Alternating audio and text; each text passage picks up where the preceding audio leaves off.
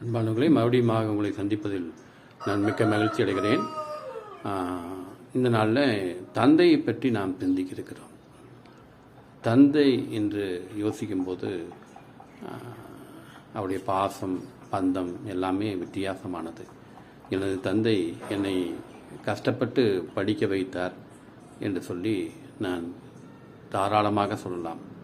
ஒரு நேர உணவுக்கு பசியோடு இருந்த போதும் கூட அந்த உணவை கொடுக்கும்படியாக காலையில் 7 மணிக்கு போவார், நைட்டு 12 மணிக்குத்தான் என் தந்தை வருவார்.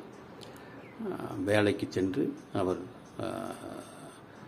அப்படியாக உழைத்து வந்தார். ஒரு கடின உழைப்பாளி என்று தான் நான் இந்த நாளில் என் தந்தையை பற்றி பதிவு செய்கிறேன்.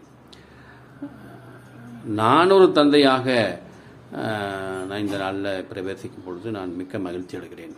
நான் ஒரு பிள்ளைக்கு தகப்பனாக இருந்து இந்த நாளில் இந்த உலகத்தை வலம் வருவது உண்மையாகவே நான் மிகவும் மகிழ்ச்சிக்குரிய காரியமாக இருக்கிறது. நானும் கஷ்டப்பட்டு தான் என்னுடைய பிள்ளையை நான் வளர்க்கிறேன். அன்பானவர்களே, தந்தை என்ற பொறுப்பு மிகப்பெரிய பொறுப்பு. தாயும் கூட வீட்டில் இருப்பாங்க. தாய்க்கெல்லாம் வேறு, தந்தை வேறு. அதை மறைக்கப்பட்ட ஒரு தாய் அப்படின்னு தான் தந்தையை நான் இந்த நாளில் பதிவு செய்கிறேன்.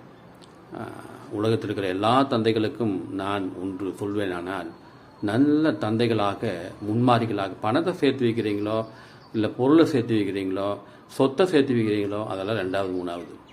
ஆனால் நீங்கள் நல்ல முன்மாதிரியை நீங்கள் சேர்த்து வையுங்கள். ஆமாம், நல்ல மனிதனாக இந்த உலகத்தில் வாழ்ந்து அந்த மாதிரியை உங்கள் பிள்ளைகளுக்கு நீங்கள் கொடுங்கள். என்னடா பணம் வேண்டாமா அப்படின்னு மாதிரி ஒரு கேள்வியை நீங்கள் கேட்பது நல்லதுதான், இல்லைன்னு சொல்லவில்லை.